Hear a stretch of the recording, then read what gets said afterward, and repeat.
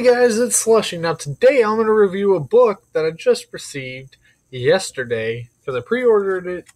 Five Nights at Freddy's, The Freddy Files. It's a brand new book by Cawthon. You can't really call it a book, it's more so of a guide. Well, he calls it the official guidebook to the best-selling video game series, which is Five Nights at Freddy's. So I will go into that, but first, you could also buy it for $9. But first I want to tell you guys, if you haven't, go pick up your copies of the Silver Eyes and the Twisted Ones, because these are both really good books that you should definitely check out. They're awesome. Help out Scott. Give him some money.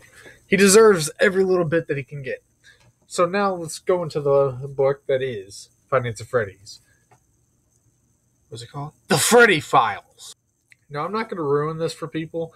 I know a lot of people are wanting to get the book, and some people don't have it. Some people can't afford it just yet.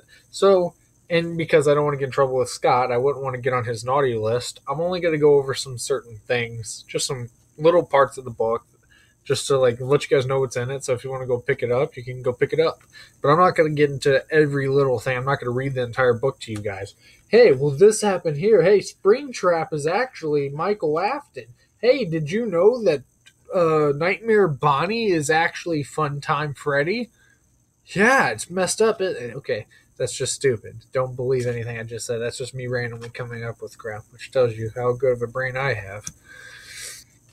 Alright, so I'm going to take one little sip here of my drink. Now let's get into business. There's the cover page. Well, that's the first page you get when you open the book. So I'm just going to find some random stuff.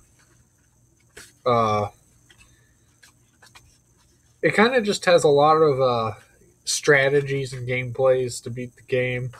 Here we go. I'll read some of this. Fan theories. The missing children. If you really want to dig into the story of the game, keep an eye on the East Hall corner, where the rules for safety will change to a series of newspaper clippings that reveal the horrific secret lurking at the heart of the game. Kids vanish at local pizzeria, bodies not found. 5 children now reported missing, suspect convicted. Local pizzeria threatened with shutdown over sanitation. Local pizzeria said to close by year's end. So, yeah, those are the little, newspapers that I was just reading right there. So that's all I'm gonna read about for this part of the Fnaf book. I'm gonna go to Fnaf 2 because he has this in sections. So I'm just gonna go ahead and skip to Fnaf 2, which is kind of cool because in this one you get to see like a map of the characters. I think that's awesome. And it says, I'm just gonna, just randomly go through here. It talks about the mini games, what we know about the killer. He's associated with the color purple. Duh. The real question is, what does the purple coloring mean? This could be a part of his uniform or something else. Indeed it could, Mr. Cawthon. Indeed it could. But I'm not one to theorize. Alright, the Fnaf 3 map, which is actually kind of funny because this is the one map that he's given in this book so far. I've actually already read this entire book.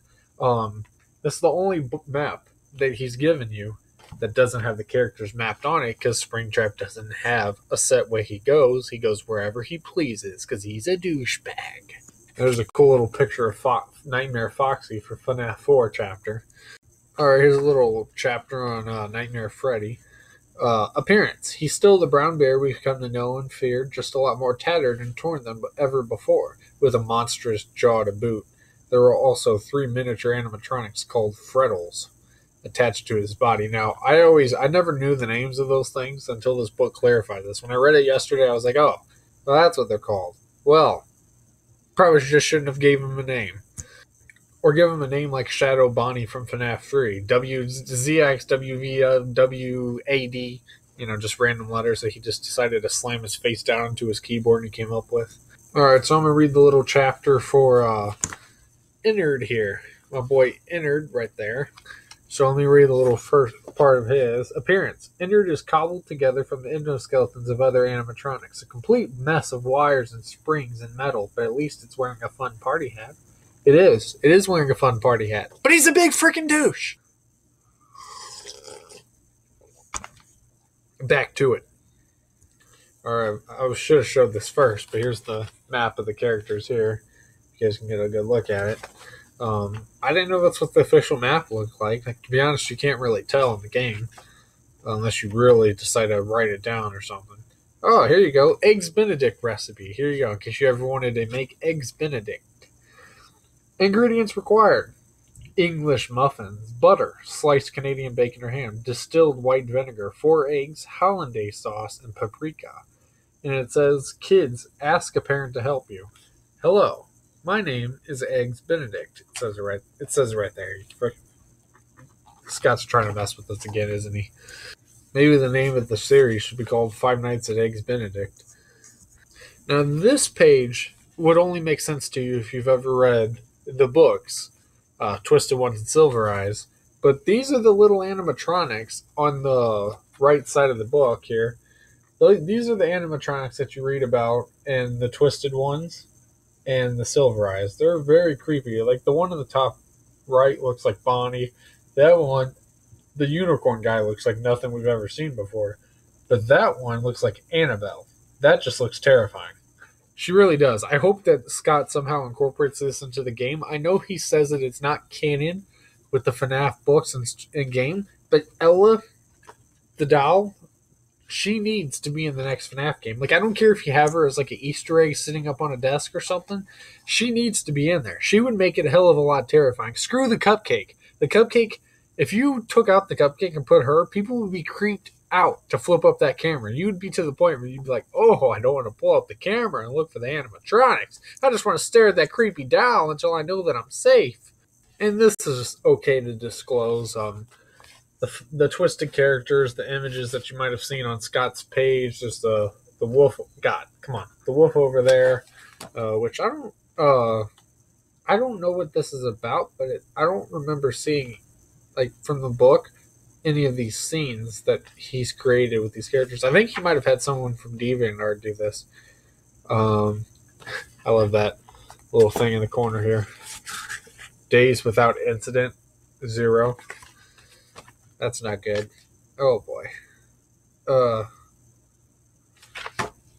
But yeah, that's about it. And there's this last page, if you can tell there, that looks like probably the character of the next book, which kind of looks like a certain person I know by the name of Baby. But what I'm rumoring is that, see, some people rumor this. I know this is just about this book entirely, but what I'm going to rumor is the fact that Charlie is Henry's daughter. You know, like whenever they said, okay, put that over there. Actually, I'll just keep it right in my lap.